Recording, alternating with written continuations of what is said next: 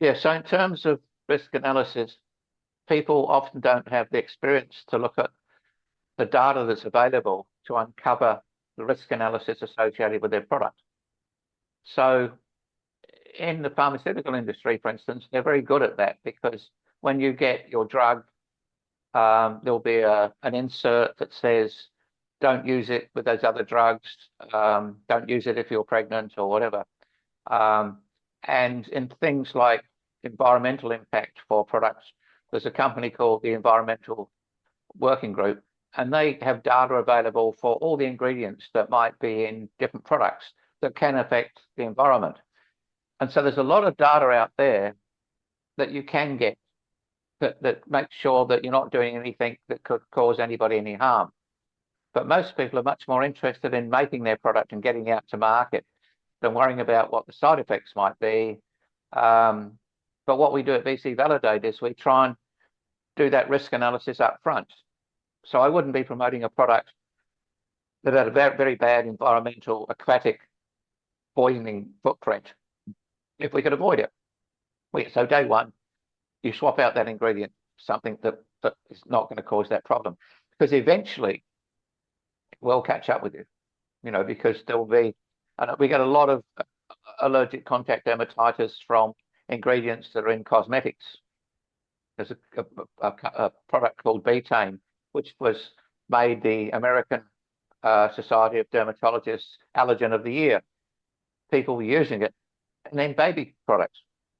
But as time went on, these were reported by clinicians and dermatologists. And so you have to know where to go.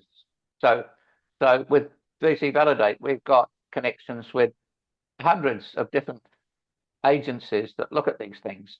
And we can then determine what these risks are and come back to our clients and say, you may want to change that because there's significant evidence, trend analysis, that this is causing this problem. And the same thing's true for nutrition and all sorts of parameters. And so even with things like diagnosis of things like prostate cancer, we've got much better at diagnosing it. But often the cure is worse than the disease. Most people die of not of prostate, but by treatment of prostate cancer. So you've got to be very practical about if you've got an enlarged prostate and it's not growing or doing anything, you're probably okay. So we overdiagnose as well in the medical industry.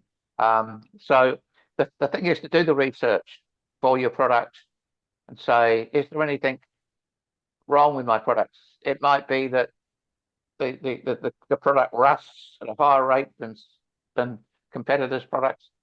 So look at what could go wrong, not be over promising on what the benefits of the product are, but think what could, I mean, now we have labeling, for instance, for small batteries that are used in children's toys, because we know that there's been multiple reports of people swallowing these batteries with adverse outcomes. So all of the things that fix the things in society are based on occupational health, watching what happens to people over a period of time. And all that data's there. But most people we're still making products that are not good for our environment and for the health and well-being of our people, because nobody's doing the back-end research